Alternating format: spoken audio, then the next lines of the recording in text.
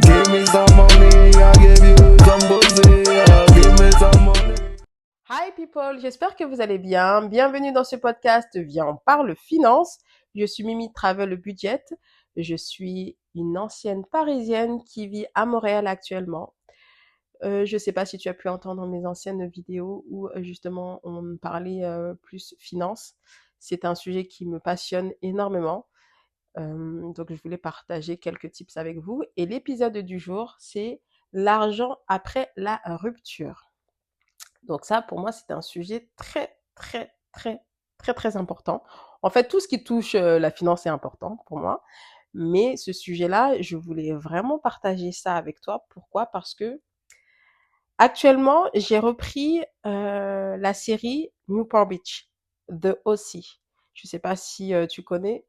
C'est l'histoire d'un petit jeune délinquant qui a été recueilli par son avocat a été, c'est devenu son tuteur et tout et tout. Et donc, en gros, il y a plusieurs histoires de famille, beaucoup de péripéties, tout ça, tout ça. Et il y a un personnage dans cette série qui m'a, genre, comme retenu mon attention. C'est Julie Cooper, la maman de Marissa Cooper, qui est la maman de la copine de Ryan Atwood. Je sais pas si vous connaissez cette série, mais bon, pour vous dire. Et cette nana, Julie Cooper, c'est, quand tu la vois au premier abord, tu dis, mais c'est une arriviste, une matérialiste et tout et tout.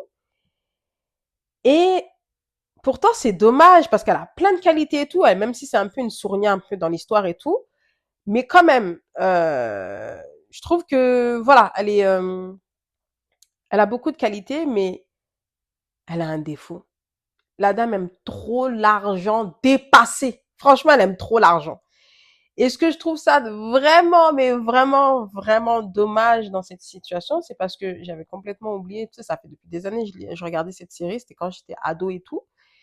Et là, quand tu regardes cette série avec un œil adulte, un œil plutôt de la trentaine aussi, euh, en fait, elle s'est mariée avec le papa d'une de ses meilleures amies, tu vois. Et donc, il s'appelle Caleb Nicole. Donc, le monsieur est décédé. Il est mort d'une crise cardiaque. Et c'est un des fondateurs de Orange Country, justement dans leur cité où est-ce qu'ils sont là, tu vois. Et il s'avère que lors du testament, c'est la nana, elle est en mode, oui, il est riche, il est riche, il est riche, il est riche. Mais tu sais, et genre lors du testament, tu vois que le monsieur était ruiné, il était fauché. Fauché de chez Fauché. Et comme lui, c'était un beau parleur, il a aussi bâti sa réputation, tout ça, tout ça. Donc les gens, ils lui faisaient confiance, on lui prêtait de l'argent, tout ça, tout ça. Et quand il est décédé, tout est ressorti. Tu vois, genre le monsieur était ruiné. Et la nana, elle avait tellement un lifestyle de princesse, de Richard,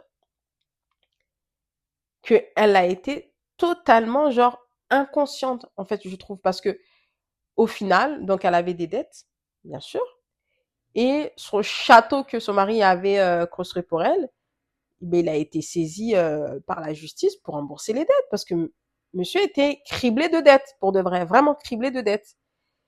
Et donc du coup, la nana s'est retrouvée, ben là, en fait, elle se retrouve dans une chambre d'hôtel très très miteux et tout. Et là, elle commençait à pleurer. Et tu sais, en plus, il y avait ses potes qui lui disaient, écoute, ça va, tu as des soucis d'argent. Et tu sais, comme elle est fière et orgueilleuse, elle dit non, t'inquiète, tout va bien, tout va bien, tout va bien. En fait, tout ça, pourquoi est-ce que je voulais tourner ce podcast par rapport à ça? C'est juste pour dire, mesdames, on ne sait pas ce que l'avenir nous réserve, ok? On sait rien du tout. Mais au moins, essayez d'être prévoyante, en vrai. On parle beaucoup de oui, quand on divorce, il y a ça, ça, ça. Mais tu sais, quand il y a la fin d'une relation, c'est pas seulement à cause des divorces, ça peut être aussi un décès. La preuve, la dame, son mari est décédé. Elle n'a même pas mis un centime de côté. Mais est-ce que vous vous rendez compte de la gravité de la situation, en fait? Et elle a deux filles, hein. de grande fille. Mais quand même, t'es là, tu vis ta best life en mode de princesse, tout ça, en sachant numéro un, tu ne travailles pas, ok? De deux, l'argent qu'on te donne, tu dilapides en désordre comme ça. Mais s'il vous plaît, moi je dis franchement, tu sais, si tu te maries avec un multimilliardaire ou pas, c'est pas dérangeant, mais soyez smart, s'il vous plaît. S'il vous plaît.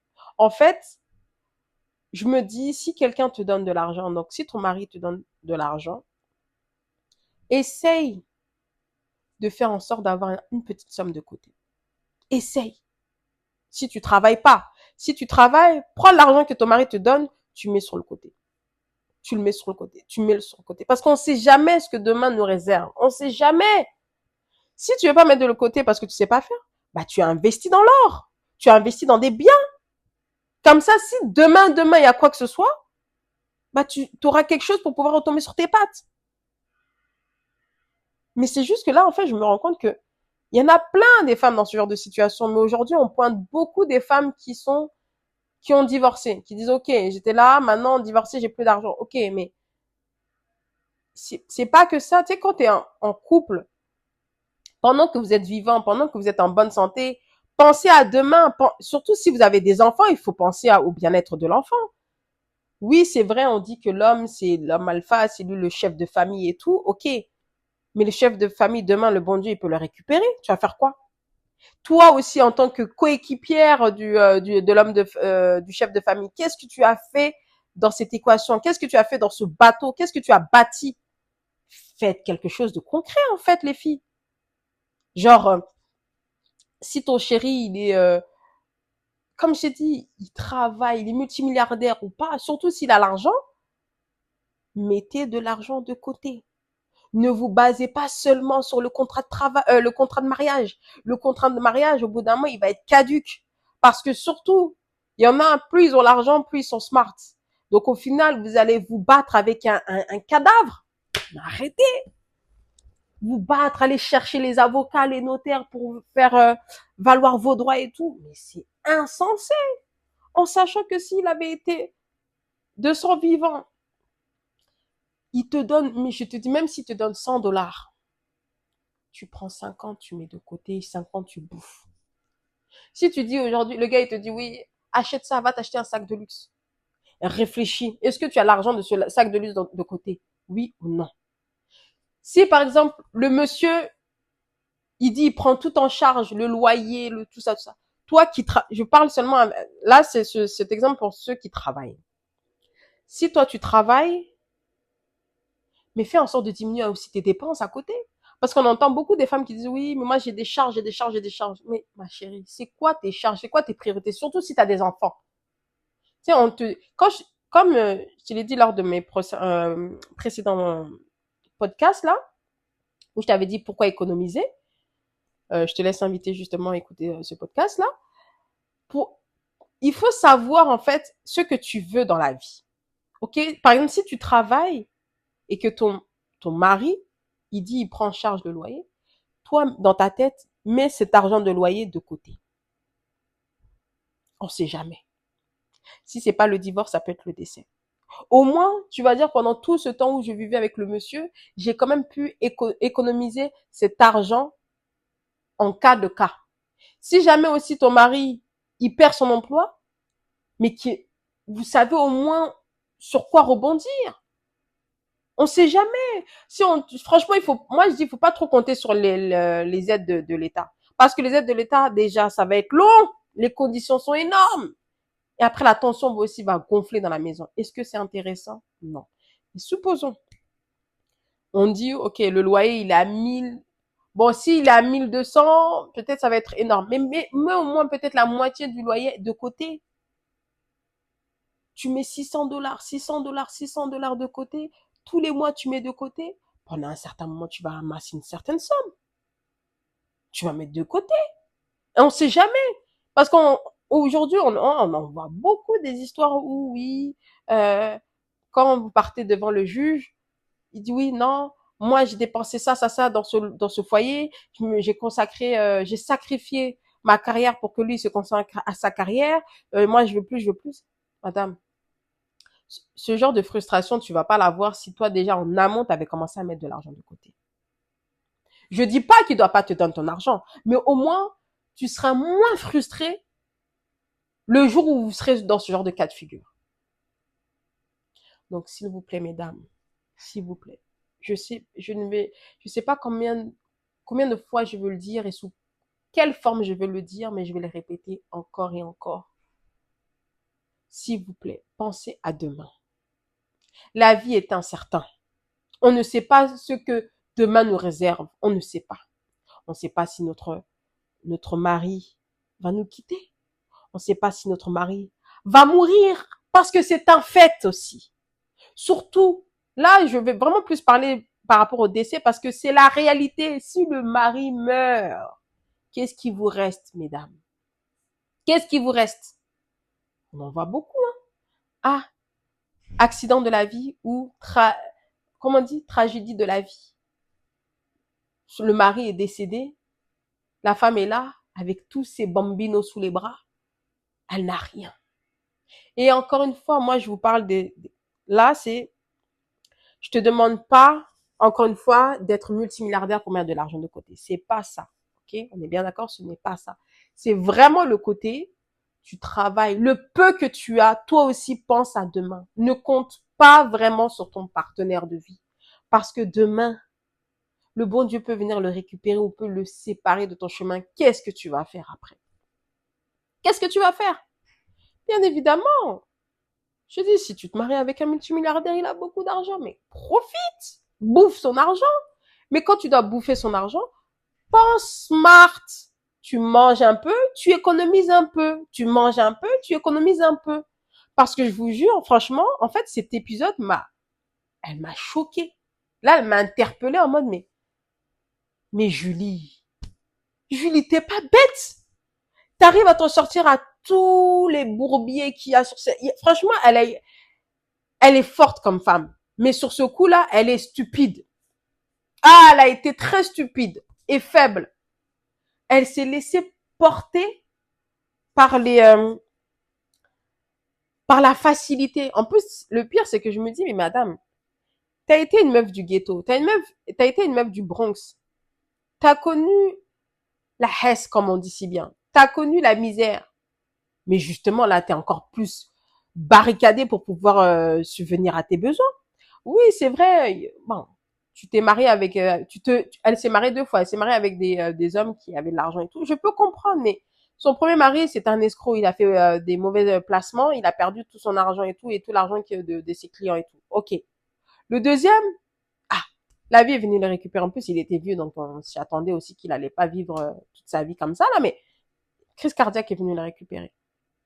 En attendant, moi, je me dis déjà, lors de ton premier divorce, là, justement, elle a divorcé parce qu'elle a dit, oui, non, je peux pas vivre avec un mari, genre fauché et tout. Mais de là, non, t'aurais pu commencer à avoir la puce à l'oreille en disant, écoute, là, ok, pendant ces 20 ans de mariage, j'ai fait n'importe quoi, mais là, je vais me ressaisir. Je vais commencer à faire du saving. Je vais commencer à investir dans les vrais trucs. Parce que même si tu trouves un travail aujourd'hui, demain le travail, bah, la preuve, elle a travaillé dans la boîte de son mari. Ils étaient en instance de divorce. Il a viré. Il a viré. Mais attends, on t'a pris, on va dire, t'as été un peu dans le berceau de la galère, du struggle, plus. Normalement, ça doit te donner une sacrée leçon de vie en disant, ok, moi ça va pas m'arriver. Et même si, encore une fois, je dis pas ça que ça va être facile. Non, ce n'est pas facile. Mais apprends petit à petit, petit à petit. Il y a une amie à moi qui m'avait parlé du livre aussi, Smart Woman, Finish Rich, de David Bach. Franchement, le livre, il est très intéressant et tout, et ça parle beaucoup de ce genre de cas de figure. De justement des femmes, c'est beaucoup des femmes divorcées là, après 20 ans, 30 ans de vie commune et tout. Le monsieur, il les met sur les côtés et elle se retrouve avec 0. Et aussi, c'est beaucoup de genres de femmes aussi qui étaient avec un rythme de vie, un lifestyle beaucoup bling bling et tout, et qui se retrouvent dans un appartement miteux. Vraiment. Et c'est là que tu dis, mais attends, j'ai pas envie d'apprendre de mes erreurs quand je suis vraiment au fond du gouffre. Parce que là, c'est être au fond, du fond, du fond du gouffre.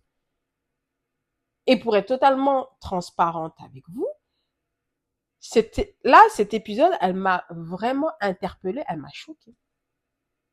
J'ai dit, mais comment tu peux être stupide comme ça? Encore une fois, je te dis là, c'est mon point de vue. Et je me dis, on a tellement d'outils de pouvoir s'en sortir. On te demande pas d'être multimilliardaire. C'est pas ça que je demande.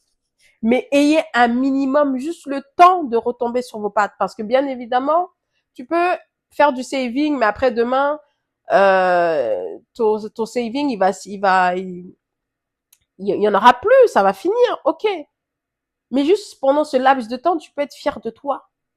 Mais quand il y a cette tragédie là, et tu n'as strictement rien pour pouvoir retomber sur, mais c'est compliqué, c'est très compliqué. Donc s'il vous plaît, mesdames, s'il vous plaît,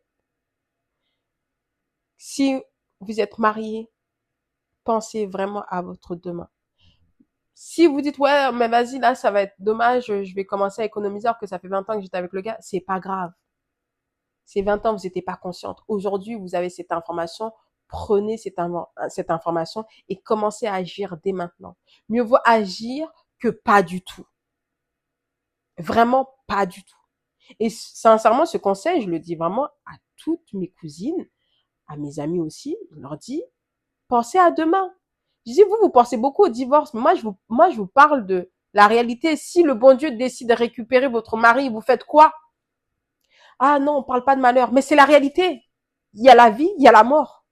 C'est pas méchant. C'est vraiment pas pour commencer à porter l'œil ou quoi que ce soit. C'est pas ça. C'est un fait. On en a vu plusieurs. Des tantes à nous dans des situations. Eh non, c'était très délicat. Mais prenez conscience. Prenez conscience. Et aussi, être vivant, être un humain responsable, c'est être ça aussi. Commencer à préparer son avenir. Et si c'est pas pour nous, pensez à vos enfants au moins. Et au moins un moyen de motivation, de moteur pour pouvoir affronter ce genre de cas de figure. Donc oui, peut-être là, ce podcast, il va être très dur et qu'il y en a, ils vont l'entendre en mode oui, je suis en train de juger. Je ne juge personne. En vrai, je ne juge personne. Mais au moins, prends conscience. Pardon. Excuse-moi, je te demande pardon. Prends conscience. Prends conscience de l'ampleur. Surtout si tu as un enfant, lui comme toi. Mais les parents ont un devoir envers leur enfant. Et ce devoir, c'est pas seulement le nourrir, le nourrir, blanchir et c'est tout, hein. Non. C'est aussi le après. Préco aussi quand nous, parents, on va décéder, bah, de laisser quelque chose de assez potable et gérable à nos enfants. Ne pas laisser tous nos bourbiers à nos enfants. Communiquer. Franchement, je trouve que c'est très important aussi, quand vous êtes en couple, que tous les deux aient un regard sur les finances. Pas seulement dire je laisse à l'homme, non. Ayez un regard sur les finances du foyer. Si votre homme, il est très têtu, il est dur, il est un peu macho et tout, vous, en tant que mère, en tant que femme, en tant que bras droit du foyer, pensez aussi à faire du saving à côté. Et encore une fois, là, je vous parle là, c'est un discours plutôt si tout est beau, tout est rose dans le foyer et tout, hein. Et si, par exemple, bah, vous n'avez pas confiance en votre partenaire pour x, y raison, c'est pas grave, mettez quand même de l'argent de côté. Si vous voulez pas mettre de l'argent de côté pour x, y raison, investissez-le dans l'or, investissez-le dans la pierre. Mais votre argent, au moins, faites quelque chose de concret, de sérieux. Laissez pas ça en pagaille. Donc voilà. Donc en tout cas, c'était le podcast d'aujourd'hui. C'était un peu un cri du cœur, j'ai envie de dire. Dis-moi en commentaire si quel type de conseil tu pourrais donner aussi à des femmes qui vont se retrouver dans ce genre de cas de figure.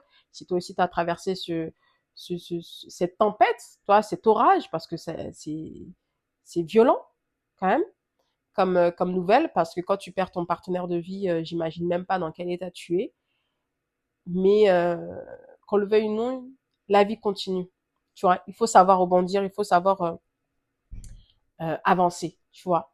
Oui, je dis pas que ça va être facile. Il y aura beaucoup de blessures, beaucoup de douleurs, beaucoup de pleurs, mais pense à au moins la progéniture que tu vas laisser derrière toi, quoi, tu vois. Donc dis-moi en commentaire si t'es passé par là. N'hésite pas à partager, à liker et à commenter. Ça me ferait vraiment plaisir de lire tes commentaires.